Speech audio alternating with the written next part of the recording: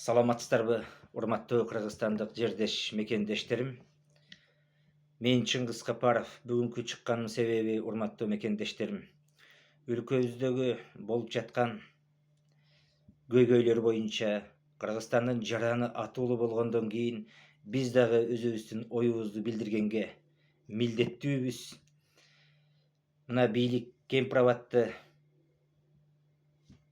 Ош областы Өзгөн районундагы Кемпир-Абад боюнча, суу сактагыч боюнча ар кандай маалыматтарды берип, элдин башын айланып жатат. Ошол эле кезде карапайым эл дагы жакын арада ошол Кемпир-Абад боюнча Өзгөндө курултай уюштурду. Ал жерге бизди да чакырды эле. Тилекке каршы биз турмуш шартка байланыштуу бара алган жокпуз. Аны элибиз карапайым калк туура түшүнөт деп ойлойм. Бирок мен дайым чындык, адилеттүүлүк тарапта болом. Карапайым калк менен мен бийликтин азыркы жүргүзүп жаткан саясаттын баардык жагынан мен колдобоймун. Албетте жакшы жагы бир аз бардыр, бирок 80-90% жагы бул туура эмес жагы. Эми Кемпир-Абад боюнча муну кантип чечсек деп чоңдорубуз дагы, карапайым эл дагы, башкалар дагы өздөрүнүн сунуштарын берип жатат. Менин жеке сунушум дагы айта кетейин, урматтуу жердеш мекендештер. Мунун жолдору бар. Биринчиси, аны баары эле билет, азыркы жогорку кеңеш муну ратификациядан өткөрбөй коюш керек. То есть макулдугун бербеш керек. Бирок аны жогорку кеңеш кыла албайт.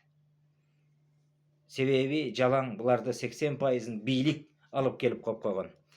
Казино кандай макулдугун берип добуш берсе, так ошондой добуш беришет булар. Бир 5-6-10 чактысы эле карышы болбосо, калганы макулдугун бере албайт. То есть бийлик эмне десе, ошону кылышат булар. Экинчи жолу, азыркы жогорку кеңеш андай эле кыйналып баратса, эгерде Кыргызстанды чындап сүйгөн патриот уул кыздардан болсо, анда таркап кетиш керек. Мына экинчи жолу ушул. Үчүнчү жолу, бүткүл элдик референдум өткөрүш керек бийлик. Макулсуңарбы Кемпир-Абад кеткенине, же макул эмессиңерби десе, албетте мен билем, эл макул эмеспиз деп добуш берет. Бирок бийлик референдум өткөргөнгө макул болбойт. Себеби Кемпир-Абад бул Кыргызстандагы экинчи суу сактагыч, Токтогул кезинен кийинки эле. Аны баарыңыздар жакшы билесиздер. Ошондуктан азыркы бийлик референдум өткөрбөйт. Мына экинчи жолу ушул. Үчүнчү жолу, урматтуу мекендештер. Үчүнчү жолу эл аралык уюмдарга, башка мамлекеттердин комиссия түзүп, муну ошолорго беришибиз керек. Төртүнчү жолу, урматтуу мекендештер. Азыр чек ара боюнча ким иштеп атат? Чек ара боюнча жетектеп турган улуттук коопсуздук кызматынын жетекчиси, төрагасы Камчыбек Кыдыршаевич Ташиев жетектеп атканын баарыңыздар билесиздер. Ал киши бир эле улуттук коопсуздук кызматынын жетекчиси эмес, Камбиндин Акылбек Үсөнбековичтин орун басары, первый вице. Мына ошол киши чек ара боюнча менин колуман келбей калды. Элге уят болбойм. Тарых алдында мени балдарым, урпактарым элдин бетин карап жүрсүн, жер карабай деп, чыныгы өлкөнү сүйгөн патриот болсо, анда өзүнүн ыктыяры менен отставкага кетиш керек. Жок, анте албайбы? Эптеп эле бийлик байлык десе, анда жаңылат. Мына отставкага кетсе, бул киши башка адам келет дагы, мен силер менен эч кандай протокол түзгөн эмесмин, макулдук берген эмесмин. Ал киши кетти отставкага деп, башка киши ошол Өзбекстандын чек ара боюнча жетекчилери менен, азыркы сүйлөшүп аткан адамдар менен башка тилде сүйлөшөт деген жеке оюм бар. Же болбосо, төртүнчү жолу бар. Эгер өлкөнүн президенти Садыр Нуркожоевич Жапаров мырза чыныгы элди сүйгөн, чыныгы мамлекетти сүйгөн жетекчи болсо, элин жакшы көрө турган болсо, анда бул киши отставкага кетиш керек. Себеби Өзбекстандын президенти, урматтуу Шавкат Мироманович Мирзиев менен кол алышып сүйлөшүп койгон экен. Аны баарыңыздар билесиздер. Тилекке каршы башка президентке, чыныгы элдин жерин ойлосо, башка президентке биздин башка атуулдар көткөрүп берсе бийликти, башка адам келет дагы мен силер менен сүйлөшкөн эмесмин Кемпирабад боюнча жана башка боюнча деп баш тартып койсо болот.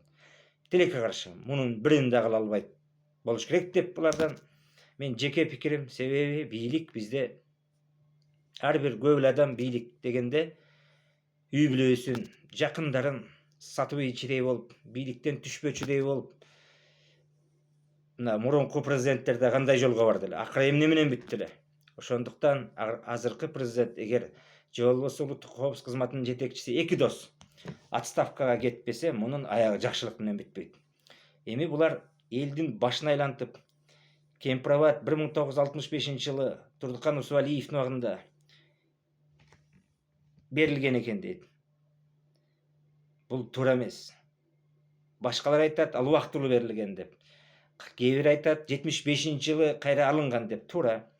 Бул Кемпирабад башка Өзбекстан менен такташып аткан Үңкүртөө Аксы районундагы, Жалал Абад областынын Аксы районундагы Үңкүртөө жана башканын баары кыргыз жери. Кыргыздын эле жерлерин өзүбүз 99% алып алдык деп булар элди алдап жатат. Урматтуу мекендештер, өзүңүздөр ойлоп көрүңүздөр. Биздин эки дос келгенине 2 жыл болду бийликке. Мындай опыты да жок.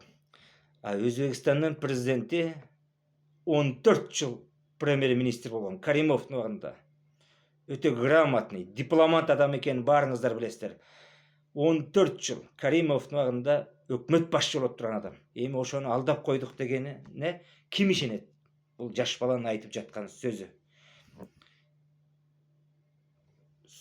Азыркы Камчыбек Кыдыршаевдин бир сөзү чыгып кеткен. Эми адамдын күлкүсүн, кыжырын келтирет. Жердин астындагы, суунун астындагы жерди бердик дейт. Эланайын, ушул да сөзбү? Суунун астындагы жерди кантип бересиң? Эмне суу тоодагы, то есть асмандан түшүп атабы? Мынакей ушундай. Урматтуу мекендештер, биздин урпактар бала бакырабыз, бактылуу өмүр сүрсүн, жакшы жашасын десеңиздер, тикеңиздерден тик туруңуздар, коркпоңуздар эч нерседен. Коркуп кайда барабыз? Бара турган жерибиз жок. Бара турган жерибиз башка өлкөлөргө барсаңар да мамлекеттерге, аларга убактылуу гана барасыңар. Биздин бир гана сүйүктүү мамлекетибиз бар, ал Кыргызстан деген жерибиз. Эми азыркы бийлик боюнча айтып отурса, көптөгөн көйгөй чыгат. Кадр маселелери өлгөн такыр. Мен президентке ачык айтайын, азыркы бийликти колдобойм. Себеби ушул чек ара маселелери боюнча, кадр маселеси боюнча кыскасы көп. Маселен ошол эле айтып атпайм, мен дайыма айтып келем. Эми пресс жагына, маалымат жагына жанагы Дайыр Орунбеков деген бир кемчөнтөй, кем акылды алып барып коюп койгон бир жугундугор. Мурун Райым Матраимов да чуркап жүрсө, андан кийин Сооронбай Шарипович да чуркап жүрсө, Жээнбеков да, андан кийин Каныбек Түмөнбаев деген Эргул да чуркап жүрдү, шопурдун шопуру болгондо. Мына ошол кишини дагы алып барып управ делоң коюп койсо, мен бул бийлик менен эч качан соодалашууга же башкага барбайм. Сөзүмдүн аягында айтарым, жана кошомат кошуп чуркап жүргөн, бийликтин камчысын чаап жүргөндөргө айтарым.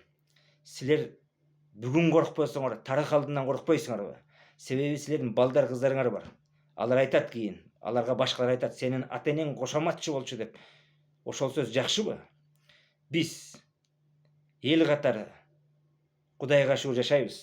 Жылаңач калсак дагы балдарыбыз башын көтөрүп жүрөт. Биздин атабыз, энебиз чындыкты, адилеттүүлүктү гана айтчы, талап кылчы, эч нерседен коркчу эмес деп. Тилекке каршы силердики айта албайт. Анан ошол кошоматчылар өздөрүн бүгүн баатыр ойлоп алыптыр. Эланайын, бийликке кошомат кошкон киши да баатыр болобу? Ал акмак болот. Урматтуу мекендештер, Кудай сактасын адилеттүүлүктөн тайгандан, чындыктан тайгандан. Биз дайым эл тарапта болобуз. Кудай буйрса, мен мурунда айткам, азыр да айтам, бул бийлик көпкө турбайт деп.